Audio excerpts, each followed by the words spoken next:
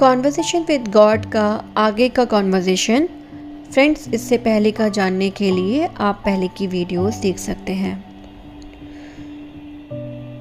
मैं इन विधानों को कैसे जानूं, उन्हें कैसे सीखूं? महत्व मात्र सीखने का नहीं है, याद रखने का है। मैं उन्हें कैसे याद रखूं?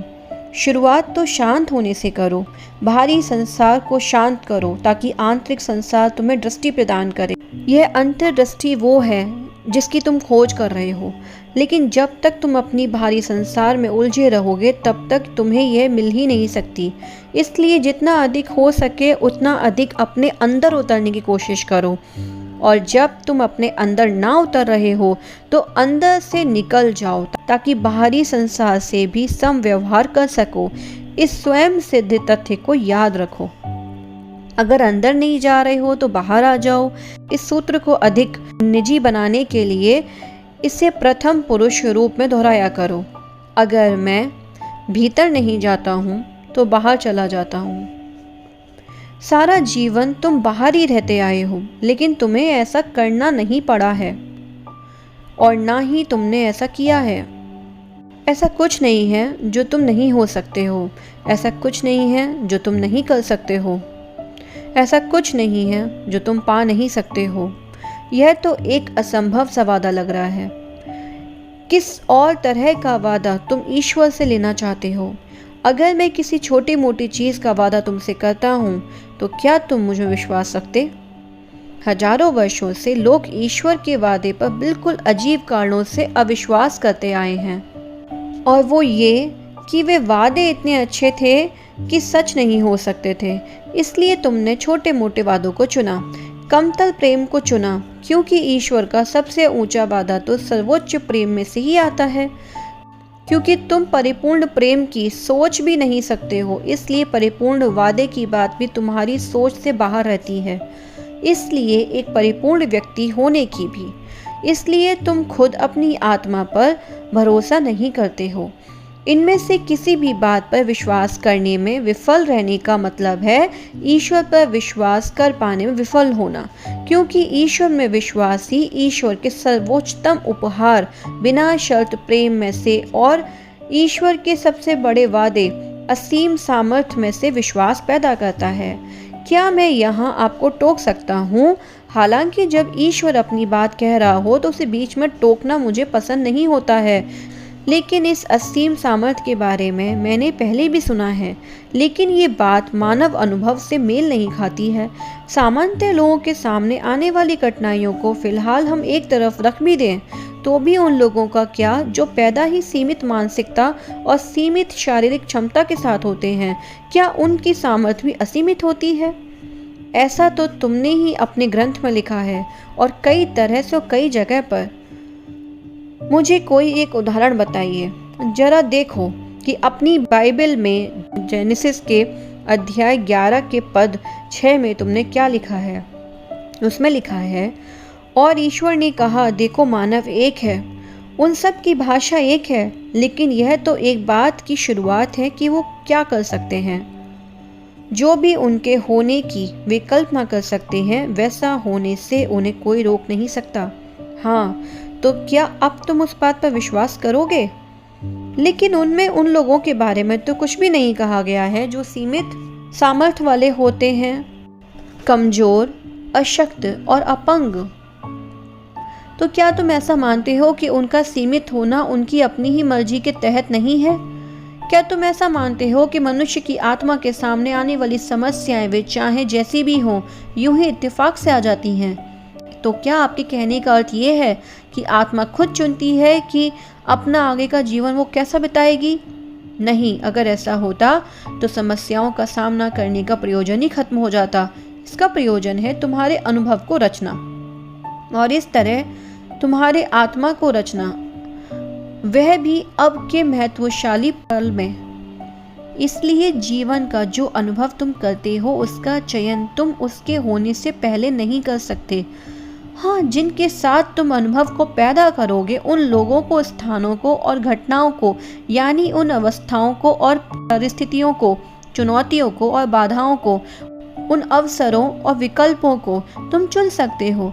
बिल्कुल वैसे ही जैसे तुम अपने बिछौने का रंग, अपनी पेटी के लिए औजार, अपनी दुकान के लिए मशीनरी चुन सकते हो। इन चीज़ों के साथ तुम क्या करते हो, यह तुम ही पर निर्भर करता है। यही है जीवनचर्या। जो करना तुम चयन करते हो, उसे करने की तुम्हारी सामर्थ असीम है। ऐसा मत मान बैठो कि जिस आत्मा का किसी शरीर में अवतरण हुआ है और जिसे कि तुम सीमित कह रहे हो, वो अपनी पूरी सामर्थ तक नहीं पहुंचती है, क्योंकि तुम यह जानते ही नहीं हो कि वो आत्मा क्या करने का प्रयास कर रही थी। उसके एजेंडे को तुम नहीं समझ सकते हो। उसका मंसूबा तुम्हें साफ तौर पर दिखाई नहीं देता है। इसलिए हर व्यक्ति को और हर स्थिति में मंगलकारी मानो, उसका धन्यवाद दो। इस प्रकार तुम ईश्वर की सृष्टि की परिपूर्णता को स्वीकार करोगे और उसमें अपना विश्वास प्रकट करोगे, क्योंकि ईश्वर की सृष्टि में इत्तेफाक से कुछ नहीं होता।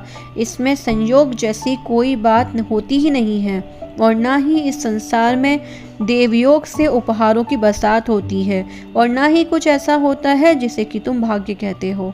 अगर एक हिमकण अपने डिज़ाइन में पूरी तरह अदोष और परिपूर्ण होता है, तो क्या तुम ऐसा नहीं समझते हो कि यही बात हर उस चीज़ के बारे में भी कही जा सकती है जो कि तुम्हारे जीवन में प्रकट हो रही है।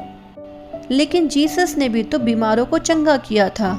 अगर उन बीमार की दशा अपने आप में इतनी परिपूर्ण थी, तो उनको चंगा क्यों किया?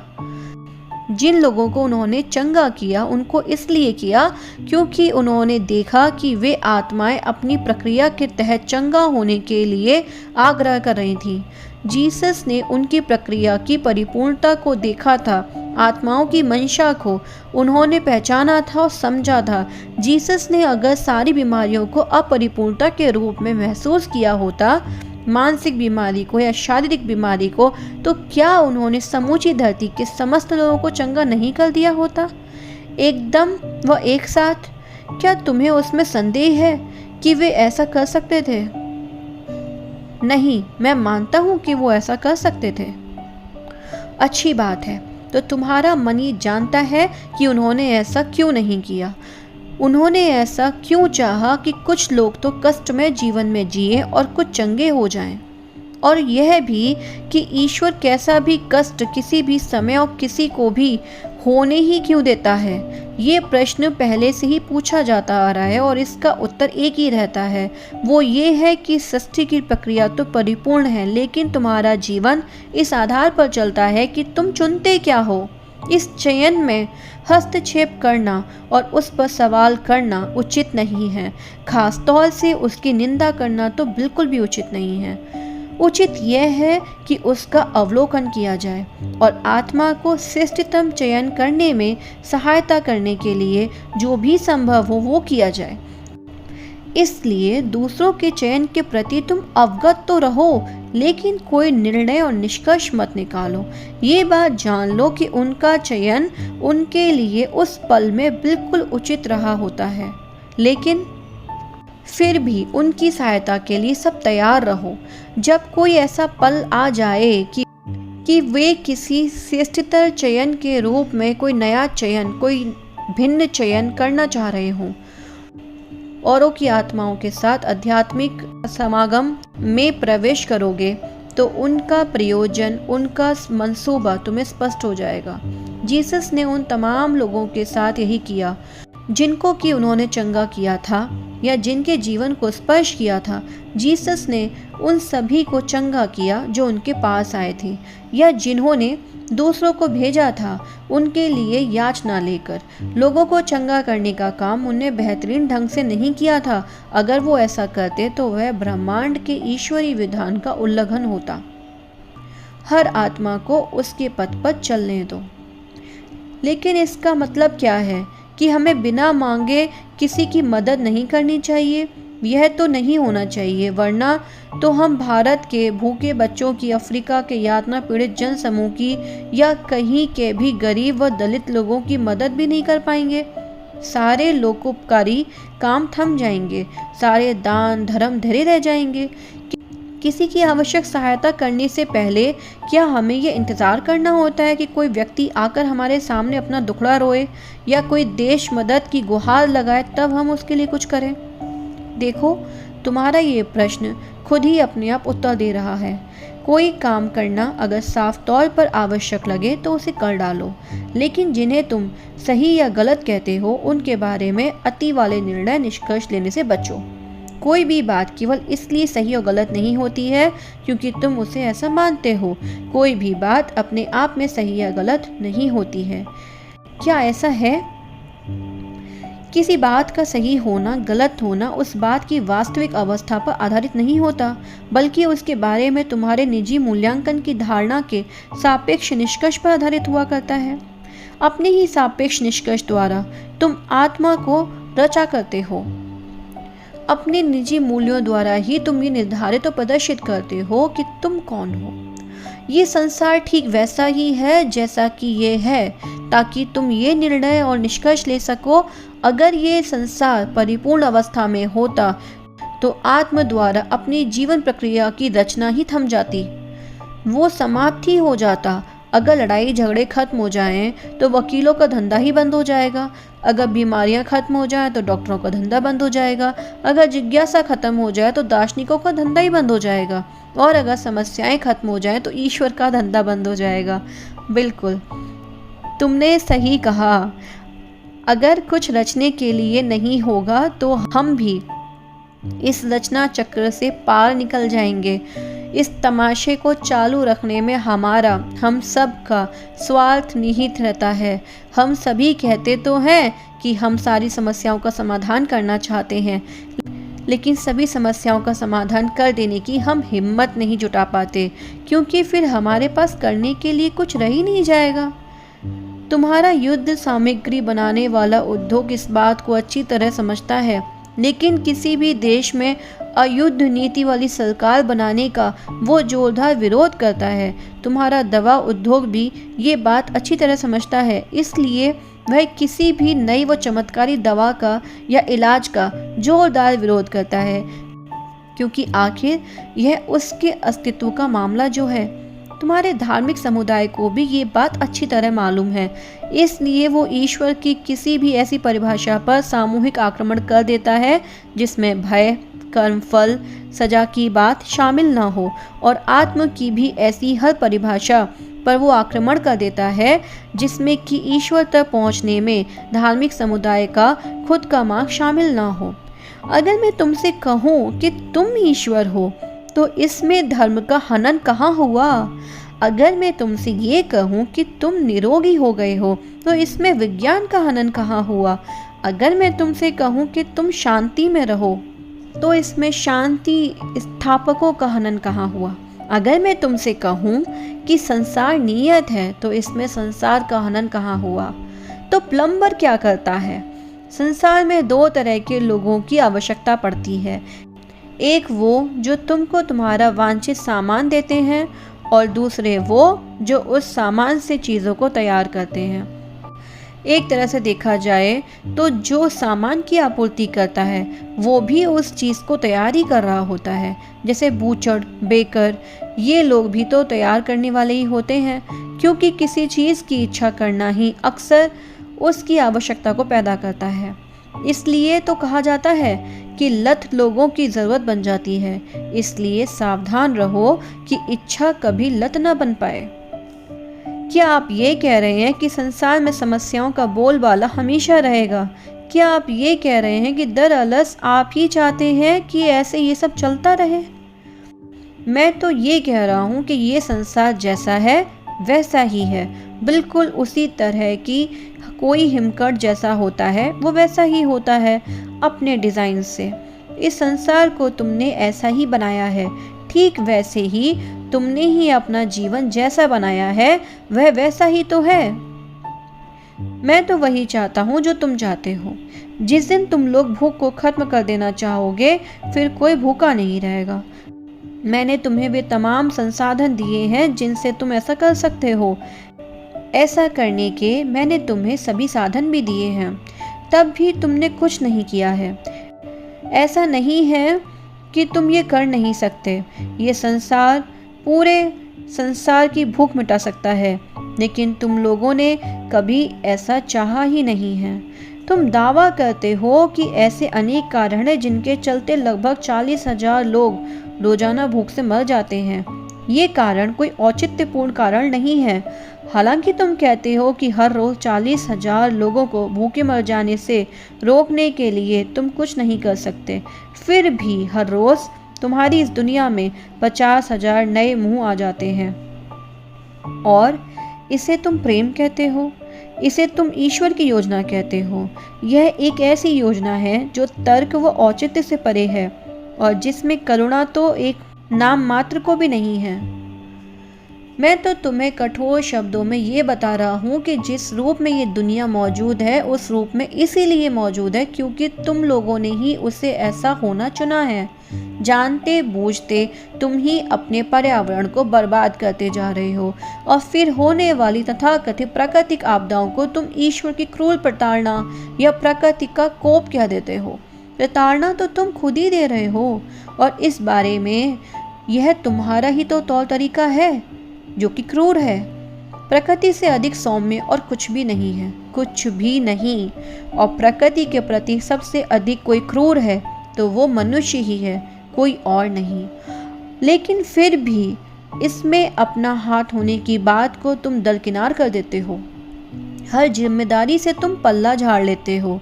तुम कहते हो कि ये तुम्हारी गलती नहीं है और तुम यह ठीक ही कहते हो क्योंकि ये गलती की बात नहीं है बल्कि यह तो चयन का मामला है। अपने वर्षावनों को विनष्ट ना करना तुम कल ही चुन सकते हो। अपने ग्रह के रक्षा कवच के रूप में ओजोन परत के क्षय होने को रोकना तुम कल ही चुन सकते हो। अपनी धरती के कुशल पारिस्थितिकी तंत्र के निरंतर चल रहे अंधाधुंध कटान को रोकना तुम कल ही चुन सकते हो। हिमकड़ का फिर से होना या उसके बेतहाशा पिघलने को रोकना तुम कल ही चुन सकते हो। लेकिन क्या तुम ऐसा करोगे? इसी तरह से सारे युद्धों को समाप्त कर देना तुम कल ही चुन सकते हो, एकदम आसानी से। इसके लिए जो करना है वह है केवल तुम सबका सहमत हो जाना। लेकिन अगर किसी बात पर तुम सब सहमत नहीं होते हो, जैसे सीधी सी इस बुनियादी बात पर कि एक दूसरे को मारना काटना बंद कर दिया जाए, तो फिर मुट्ठी भींचकर तुम ऊपर वाले से ये प्रार्थना कैसे कर सकते हो कि वो तुम्हारा जीवन सुव्यवस्थित कर दे? जो काम तुम अपने लिए स्वयं नहीं करोगे वो काम मैं तुम्हारे लिए बिल्कुल नहीं करूँगा। ये विधि का विधान भी है और ईश्वरीय संदेश भी। ये संसार आज जिस दशा में है यह इस दशा में ये तुम्हारे ही कारण है और जो कुछ करने का या ना करने का चयन तुमने ही किया है उस कारण से। निर्णय ना लेना भी तो एक निर्णय ही होता है। यह धरती आज जिस हाल में है उस हाल में यह तुम्हारे ही कारण है और उस चयन के कारण है जो तुमने किए हैं या नहीं किए हैं। तुम्हारा जीवन जैसा है वह ऐसा तुम्हारे ही कारण है और उस चयन के कारण है जो तुमने किए हैं या नहीं किए हैं। लेकिन लोग ऐसा कह सकते हैं कि उस ट्रक से टकराना तो मैंने नहीं चुना था, कि मैंने तो नहीं चुना था कि वह लुटेरा पीछे से मुझ पर वार कर सके, और ना ही यह कि वह सन की मेरा बलात्कार करे। दुनिया में ज़्यादातर लोग तो कुछ ऐसे ही कहेंगे ना। जिन हालात ने लुटेरे में लूटने की इच्छा जगाई या आवश्यकता पैदा की, उन हालात की जड़ में तुम ही तो हो। तुम ही ने वो मानसिकता पैदा की है जिसमें कि बलात्कार होते हैं। जब तुम खुद में वो कारण देख लोगे जिनके चलते तुम अपराध करना शुरू करते हो, तो इस दशा में सुधरने का सोता भी वहीं से फूटेगा। तुम्हारे बीच जो लोग भूखे हैं उन्हें खाना खिलाओ, जो गरीब हैं उन्हें ऊपर उठाओ, जो कम सौभाग्यशाली हैं उन्हें कुछ करने का अवसर दो। ऐसे पूर्वाग्रह को खत्म करो जो समुदाय को दबाता है, उनमें आक्रोश पैदा करता है और उनके आने वाले कल की बेहतरी का कोई भी वादा नहीं करता। यौन आवेग के बारे में अपने बेकार के प्रतिबंधों को दूर करो, बल्कि दूसरों को इसकी वास्तविक अद्भुतता को समझाने और उन्हें सही दिशा में ले जाने में उनकी मदद करो। इन कामों को करो और फिर तुम लूटपाट और बलात्कार का हमेशा के लिए खात्मा करने के रास्ते पर चल पड़ोगे। जहाँ तक तथाकथित दुर्घटना की बात है, जैसे किसी मोड़ पर सामने से ट्रक का आ जाना या कहीं ऊपर से किसी पर ईंट का गिर जाना, उनमें से हर घटना को किसी विशाल चित्र का एक छोटा सा भाग मान लेना चाहिए।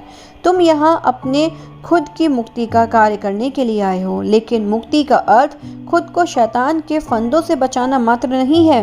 दरअसल शैतान जैसी कोई चीज़ है ही नहीं, लेकिन इसका अस्तित्व मानकर ही तो तुम खुद को अज्ञानता के दोष से बचा रहे होते हो। इस जंग में तुम हार नहीं सकते, विफल नहीं हो सकते, इसलिए ये कोई जंग नहीं है, यह तो एक प्रक्रिया है। लेकिन अगर तुम इसे इस तरह नहीं देखोगे तो तुम्हें यह एक लगातार चलने वाली जंग ही नजर आएगी। लंबे अरसे तक इस जंग में रहते रहते हो सकता है कि तुम ये भी मानने लगो कि इस जंग में इर्द गिर्द एक धर्म ही खड़ा हो गया है। वो धर्म तुम्हें ये पाठ पढ़ाएगा कि ये जंग ही सब कुछ है, लेकिन ये पाठ एक मिथ्या पाठ है। जंग करने से ईश्वरीय प्रक्रिया आगे नहीं बढ़ती है, बल्कि इसमें तो समर्पण से ही विजय होती है। दुर्घटना इसलिए होती है क्योंकि उन्हें होना होता है। जीवन प्रक्रिया के कुछ घटक किसी खास समय पर किसी खास तरह से और किसी खास परिणाम को लेकर एक साथ आ जुटते हैं, और उन परिणामों को तुम अपने ही खास कारणों से दुर्भाग्य कहना चुन लिया करते हो। लेकिन तुम्हारी आत्मा को दिए गए एजेंडे के अनुसार ये दुर्भाग्य बिल्कुल भी नहीं होता है।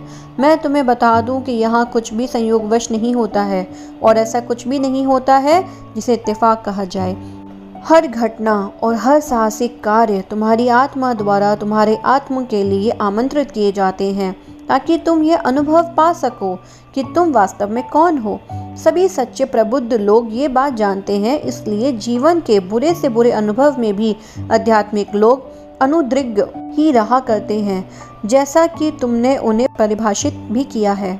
तुम्हारे ईसाई धर्म के महान शिक्षक इस बात को समझते हैं। वे जानते हैं कि सलीब पर चढ़ाए जाने की बात पर जीसस उद्विग्न नहीं हुए थे, बल्कि वे तो उसकी उपेक्षा कर रहे थे। वे बचकर कहीं निकल सकते थे, लेकिन उन्होंने ऐसा नहीं किया। उस प्रक्रिया को होने से वे किसी भी समय रोक सकते थे, उनमें वो शक्ति थी, फिर भी उन्होंने ऐसा कुछ नहीं किया। उन्होंने खुद को सलीब पर चढ़ाया जाने दिया ताकि वे मानवता के शाश्वत उद्धार के लिए खड़े रह सकें। उन्होंने कहा कि देखो मैं क्या कर सकता हूँ, देखो कि सच क्या है, और जानो कि ये चीज़ें तथा इनके अलावा और भी बहुत कुछ तुम्हें भी करना है। क्योंकि क्या मैंने कहा नहीं है कि तुम लोग देवता हो, लेकिन तुमने मेरा विश्वास नहीं किया। स्वयं पर विश्वास करो, और अगर नहीं कर सकते हो तो मुझ पर करो। ईसा की महानतम शिक्षा ये नहीं थी कि तुम अमर रहोगे, बल्कि तुम तो अमर ही हो। ये नहीं थी कि तुम ईश्वर के साथ बंधुत्व रखोगे, बल्कि तुम तो ये रखते ही हो। यह भी नहीं थी कि तुम जो कुछ भी मांगोगे वो तुम्हें मिलेगा, बल्कि वह तो तुम्हें मिलता ही है। आवश्यकता इस बात की है कि तुम इस बात को जानो, क्योंकि अपने जीवन के रचयिता तुम ही हो, और जीवन तुम्हारे समक्ष उस रूप के अलावा किसी और रूप में आएगा भी नहीं कि जिस रूप में कि तुम उसे सोचते हो कि वो आएगा। जीवन का होना तुम ही सोचते हो। सृजन का प्रथम चरण यही होता है। विचार परमात्मा है, तुम्हारा विचार ही तुम्हारा जनक है, जो सब चीज़ों का जन्मदाता है। यह उन विधानों में से एक है जो हमें याद रखना है। हाँ, क्या आप मुझे कुछ और विधान भी बता सकते हैं? और विधान मैंने तुम्हें बता रखे हैं, वे सब मैंने तुम्हें पहले ही बताए हैं, और वे तब से बताए हैं जब से कि समय का आरंभ हुआ है। वे मैंने तुम्हें बार बार बताए हैं। एक के बाद एक गुरु मैंने तुम्हारे लिए भेजे हैं, लेकिन तुम मेरे भेजे गए गुरुओं को सुनते ही नहीं हो, बल्कि उन्हें मार डालते रहे हो। लेकिन क्यों? हम लोगों में से सबसे पुण्यात्मा होता है, उसी को हम क्यों मार देते हैं? उन्हें हम मारें या उनका अपमान करें, एक ही बात है। क्यों? क्योंकि वे तुम्हारे हर उस विचार के विरुद्ध खड़े होते हैं जो मुझे नकारता है, और अगर तुम मुझे नकारते हो तो समझो कि तुम खुद को भी नकार रहे हो। लेकिन मैं आपको या खुद को भी नकारा जाना क्यों चाहूँगा? क्योंकि तुम भयभीत रहते हो, क्योंकि मेरे वादे इतने अच्छे होते हैं कि वे तुम्हें सच नहीं लगते, क्योंकि उत्कृष्ट सत्य तो तुम स्वीकार नहीं कर पाते। इसलिए तुम एक ऐसी आध्यात्मिकता में खुद को समेट लेते हो जो तुम्हें प्रेम, ऊर्जा, अस्वीकारता का पाठ पढ़ाने के बजाय भय का, असहिष्णुता का पाठ पढ़ाया जाया करती है।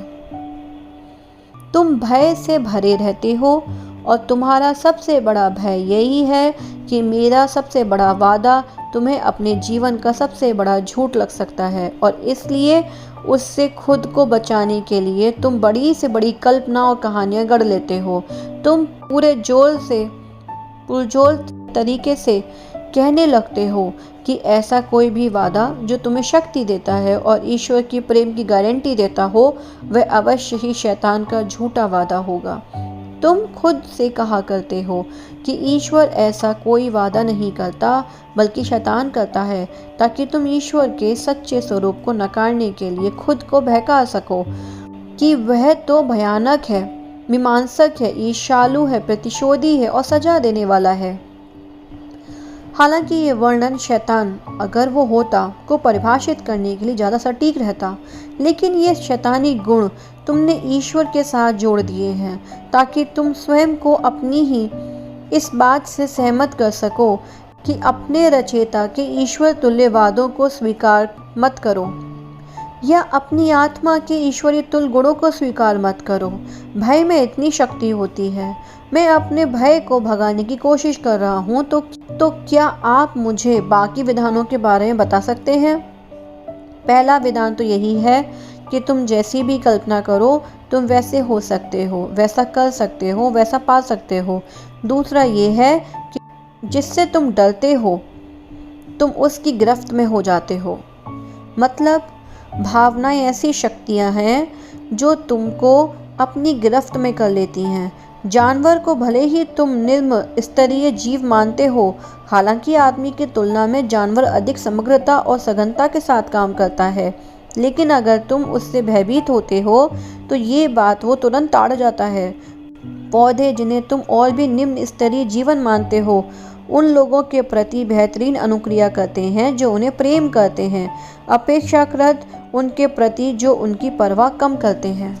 और ये सब इत्तेफाक नहीं है। इस ब्रह्मांड में कुछ भी इत्तेफाक नहीं होता है। हर चीज़ उत्कृष्ट डिज़ाइन से बनाई गई है, जैसा कि अतुल्य हिमकण। भावना एक गतिमान ऊर्जा होती है। जब तुम ऊर्जा को गति देते हो तो तुम प्रभाव पैदा करते हो। जब तुम पर्याप्त ऊर्जा को गति देते हो तब तुम पदार्थ को रच देते हो। पदार्थ एक संपिंडित ऊर्जा ही तो होता है, एक साथ गति करके एकत्र हुआ। अगर तुम ऊर्जा को लंबे समय तक एक खास तरह से संचालित करते रहोगे तो तुमको पदार्थ प्राप्त हो जाएगा। हर प्रबुद्ध व्यक्ति इस विधान को जानता है। ब्रह्मांड की एल्केमी यही है, जीवन का रहस्य यही है। विचार विशुद्ध ऊर्जा होता है। हर वो विचार जो तुम में है, कभी था या कभी होगा, वो सृजनशील होता है। तुम्हारे विचार की ऊर्जा कभी मरती नहीं है, वो तुम्हारे वजूद से निकलकर ब्रह्मांड में चली जाती है। अनंत विस्तार पाने के लिए विचार होता है, सदा के लिए। सभी विचार एकत्र हो जाया करते हैं, सभी विचार एक दूसरे से मिल जाया करते हैं। वे किस क्रॉस की तरह मिलते हुए एक आश्चर्यजनक ऊर्जा बन जाते हैं और अवर्णनीय सुंदरता तथा अविश्वसनीय जटिलता वाले सतत परिवर्तनशील स्वरूप को धारण कर लेते हैं। जैसे हर ऊर्जा अपनी ही जैसी ऊर्जा को आकृष्ट किया करती है, वैसी ही ऊर्जा का एक पुंज अपनी ही तरह दूसरे पुंज को भी आकर्षित किया करता है।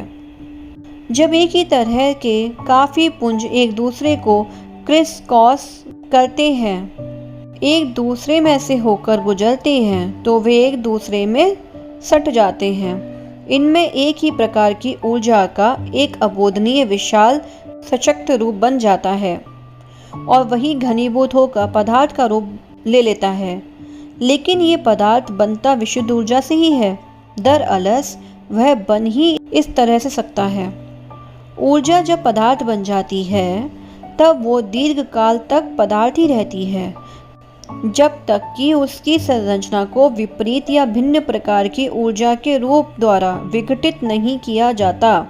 भिन्न प्रकार की यह ऊर्जा पदार्थ पर क्रिया करते हुए दरअसल पदार्थ को विघटित कर देती है, जिससे कि वो शुद्ध ऊर्जा उसमें से विमुक्त हो जाती है, जिससे कि वो पदार्थ बना था। यही सिद्धांत तुम्हारे परमाणु बम बनाने के पीछे काम करता है। आइंस्टीन से पहले और उसके बाद अभी तक कोई भी इंसान ऐसा नहीं हुआ है जो ब्रह्मांड की रचना के गुप्त रहस्य का अन्वेषण करने, उसकी व्याख्या करने और उसका उपयोग करने के इतने निकट पहुंचा हो। अब तुम ये बात अच्छी तरह समझ सकते हो कि एक ही मानसिकता के लोग कैसे एक साथ काम करते हुए वांछित परिणाम प्राप्त करते हैं।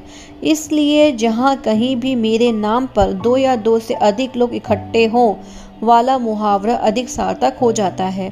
वाकई समूचा समाज किसी बात पर जब एक समान सोचता है तब चमत्कार की घटना होती है, भले ही उसमें सभी परिणाम सुखद ना होते हों। जैसे भय में जीने वाला कोई समाज सचमुच कुछ ऐसा पैदा कर सकता है जिससे कि वो सबसे ज़्यादा भयभीत रहा करता है। इसी प्रकार किसी विशाल समुदाय को या किसी धार्मिक संगत को संयुक्त विचारधारा में या आम भाषा में जिसे सामूहिक प्रार्थना कहते हैं, उसमें चमत्कारी शक्ति हासिल हो जाती है। ये बात भी समझ लो कि कोई व्यक्ति, उसके विचार, प्रार्थना, आशा, कामना, भय अगर अत्यंत सशक्त हो तो वो भी ऐसा परिणाम पैदा कर सकता है। जीसस ऐसा हमेशा करते रहे थे। वे जानते थे कि ऊर्जा और पदार्थ को कैसे काम में लाया जाता है, उसको कैसे फिर से व्यवस्थित किया जाए, कैसे उसको फिर से इस्तेमाल किया जाए, कैसे उसको फिर से निर्मित किया जाए और कैसे पूरी तरह नियंत्रण में रखा जाए। अनेक प्रबुद्ध लोग इस बात को जान चुके हैं, अनेक अब जाने हैं। तुम भी इसे जान सकते हो बिल्कुल अभी। ये अच्छाई और बुराई वाला ज्ञान है जिसमें आदम और हव्वा शामिल थे। वे अगर इसे नहीं समझते थे तो ये जीवन ही ना होता जो तुम्हारे सामने है। जिस पहले पुरुष और पहली स्त्री को तुमने आदम और हव्वा के प्रतीकात्मक पौराणिक नाम दिए हैं, वे मानव जीवन के पिता और माता थे। जिन्हें आदम का पतन कहा जाता है, वे दरअसल उसका उत्थान था। मानव जीवन की एकमात्र महानतम घटना ये थी, क्योंकि उस घटना के बिना सापेक्षता के इस संसार का अस्तित्व ही ना होता। आदम और हव्वा ने जो किया था वो मौलिक पाप नहीं था, बल्कि सच तो ये है कि वो पहला ईश्वरी अनुग्रह था। तुम्हें तो अपने दिल की गहराई से उनका धन्यवाद करना चाहिए कि गलत चयन करने वाले पहले व्यक्ति थे। दरअसल आदम और हव्वा ने ही चयन करने की संभावना को जन्म दिया था। अपने धर्म ग्रंथों में तुम लोगों ने हव्वा को बुराई के रूप में दिखाया है, बहकाने वाली उस स्त्री के रूप में दिखाया है जिसने अच्छाई बुराई का फल खा लिया था और लजाते हुए आदम को संसर्ग के लिए आमंत्रित किया था। तभी से इस पौराणिक षड्यंत्र के कारण तुम स्त्री को पुरुष के लिए पतन मानते आए हो। उसका परिणाम ये हुआ है कि न केवल यौनाचार को विकृत विचारों और भ्रामक बातों में नहीं लपेट दिया गया है, बल्कि हर वास्तविकता को विकृत में लपेट दिया गया है। जो चीज़ इतनी बुरी बताई गई हो उसके प्रति तुम अच्छा भाव कैसे महसूस कर सकते हो? तुम उससे सबसे अधिक भयभीत रहते हो जो तुम्हें सबसे अधिक दुख देता है। भय तुम्हें उसकी तरफ चुंबक की तरह खींचता है। तुम्हारे सारे रचे गए धार्मिक संप्रदाय और रीति रिवाज ये स्पष्ट कहते हैं, भय मत करो। क्या तुमको लगता है कि ये संयोग मात्र है? मेरे विधान सीधे सरल हैं। पहला, विचार सृजनशील होता है। दूसरा, भय ऊर्जा की तरह है, खींचता है। तीसरा, प्रेम ही सब कुछ है। उफ, इस तीसरे बिंदु पर आपने मुझे अटका दिया। प्रेम सब कुछ कैसे हो सकता है जबकि भय ही ऊर्जा की तरह खींच रहा हो? प्रेम ही परम सत्य है, यही एकमेव सत्य है, यही सर्वत्र है। प्रेम की अनुभूति होना ही तुम्हारा ईश्वर को अनुभव करना होता है। सर्वोच्च सत्य ये है कि प्रेम ही सर्वत्र है, सर्वत्र था और सर्वत्र रहेगा। जब तुम परम में प्रवेश करते हो तब प्रेम में ही प्रवेश कर रहे होते हो। सापेक्षता का लोक रचा ही इसलिए गया था ताकि मैं स्वयं को अनुभव कर सकूं। ये बात मैं पहले भी तुम्हें बतला चुका हूँ, लेकिन इससे सापेक्षता का संसार सत्य नहीं हो जाता है। ये तो एक ऐसी रची गई वास्तविकता है जो तुमने और मैंने निर्मित की है और निर्मित की जाती रहेगी ताकि हम अनुभव गम्यता द्वारा स्वयं को जान सकें। फिर भी सृष्टि बहुत वास्तविक प्रतीत होती है। इसका प्रयोजन ही ये है कि यह इतनी वास्तविक प्रतीत हो कि हम इसे सचमुच अस्तित्व में होती हुई स्वीकार कर लें। इस तरह ईश्वर ने कुछ ऐसा रचने की सोची जो उससे भिन्न हो। हालांकि सटीक अर्थ में ये असंभव है, क्योंकि ईश्वर तो है ही अहम ब्रह्मास्मि, जो कुछ है वही है। कुछ और को यानी सापेक्षता वाले संसार को रचने में मैंने एक ऐसा वातावरण पैदा किया है जिसमें तुम यह बताए जाने वाले की बजाय कि तुम ईश्वर हो, तुम ही ईश्वर होना चुन सकते हो। तुम में केवल धारणा बनाने की बजाय तुम ही रचयिता के रूप में ईश्वरी अनुभव कर सकते हो। इसमें कि एक छोटा सा दीपक यानी सबसे छोटी आत्मा भी स्वयं को प्रकाश के रूप में जान सकती है। एक छोर पर प्रेम है तो दूसरे छोर पर भय है। यह अधिक ध्रुव अवस्था है। सापेक्षता वाला संसार रचते समय सबसे पहले मैंने खुद का ही विलोम रचा था। अब जिस भौतिक स्तर वाले संसार में तुम रह रहे हो, उसमें जीवन की केवल दो ही स्थितियां होती हैं, भय और प्रेम। जिन विचारों की जड़ भय में रहती है वे भौतिक स्तर पर एक ही प्रकार की अभिव्यक्ति प्रकट करते हैं, और जिन विचारों की जड़ प्रेम में रहती है वे दूसरे प्रकार की अभिव्यक्ति प्रकट करते हैं। इस धरती पर अब तक जो भी प्रबुद्ध जन हुए हैं उन्होंने सापेक्ष संसार के इस रहस्य का अन्वेषण कर लिया था, लेकिन उसकी वास्तविकता को मानने से इनकार कर दिया था। संक्षेप में प्रबुद्ध जन वे हैं जिन्होंने केवल प्रेम को चुना है, हर बार, हर पल, हर स्थिति में। भले ही उनकी हत्या ही क्यों न कर दी गई हो, लेकिन उन्होंने अपने हत्यारों से भी प्यार किया है। भले ही उन पर अभियोग लगाए गए हों, लेकिन उन्होंने अपने उत्पीड़क को भी प्रेम किया है। ये बात समझना तुम्हारे लिए काफ़ी कठिन है और आचरण में जान लेना तो और भी। फिर भी यही वो बात है जिसे हर प्रबुद्ध व्यक्ति ने हमेशा ही किया है, भले ही उनका दर्शन कैसा भी रहा हो।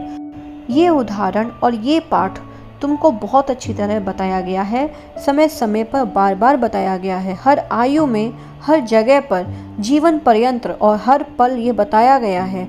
इस सत्य को तुम्हारे सामने प्रस्तुत करने के लिए सृष्टि ने हर साधन का उपयोग किया है, गीता का, कहानियों का, कविताओं का, नृत्य का, चलचित्रों का और ऐसे शब्द संयोजकों का जिन्हें तुम पुस्तक में कहते हो।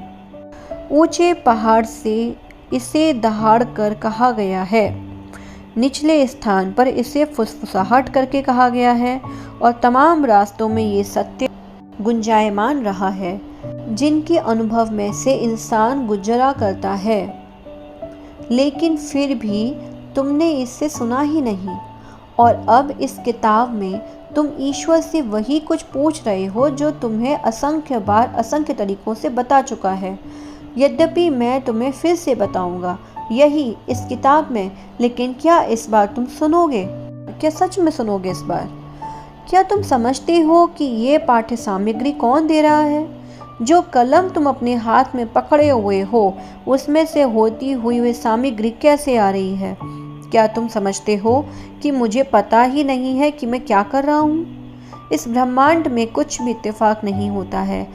मैंने तुम्हारे हृदय का रुदन सुना है, मैंने तुम्हारी आत्मा की जिज्ञासा देखी है। मैं जानता हूँ कि सत्य को तुमने कितनी गहराई से जानना चाहा है। दुख में भी तुम इसे पुकारते हो और सुख में भी। अनंत रूप से तुमने मुझसे अनुनय की है। अपने दर्शन कराइए, अपने बारे में बताइए, अपने आप को प्रकट कीजिए। वही मैं यहाँ कर रहा हूँ, और वही मैं कितनी सरल तरीके से तुम्हें कोई गलतफहमी ना रहे, इतनी सरल भाषा में कि तुम्हें कोई भ्रांति ना रहे, और इतने सरल शब्दों में कि तुम शब्दावली में ही उलझ के ना रह जाओ। तो अब आगे चलो, मुझसे कुछ भी पूछो, कुछ भी, कैसी भी हो, मैं तुम्हारे लिए जवाब का इंतज़ाम करूँगा। उसके लिए मैं पूरे ब्रह्मांड का इस्तेमाल करूँगा। इसलिए सतर्क रहो। यह किताब मेरा एकमात्र उपकरण नहीं है। तुम प्रश्न पूछ सकते हो, लेकिन फिर इस किताब को एक तरफ रख देना और ध्यानपूर्वक देखना और ध्यानपूर्वक सुनना। जो गीत तुम सुनो उसके शब्दों को, जो लेख तुम देखो उसमें निहित सूचक को, जो फिल्म तुम देखो उसकी पटकथा को, जो व्यक्ति तुम्हें मिले उसके मुंह से अचानक निकली किसी बात को, या अपने कानों में आती समुद्र, हवा, नदी, झरने, बहाव की फुसफुसाहट को, ये सब मेरे ही उपकरण हैं। ये सब रास्ते मेरी ही ओर से आते हैं। मैं तुम्हें अवश्य बोलूँगा अगर तुम सुनोगे। मैं तुम तक आऊँगा अगर तुम मुझे बुलाओगे। तब मैं तुम्हें दिखाऊंगा कि मैं तो हमेशा से यही था, हर तरह से। फ्रेंड्स, इस तरह से चैप्टर 1 कंप्लीट होता है। इसके बाद हम सेकंड चैप्टर को शुरू करेंगे।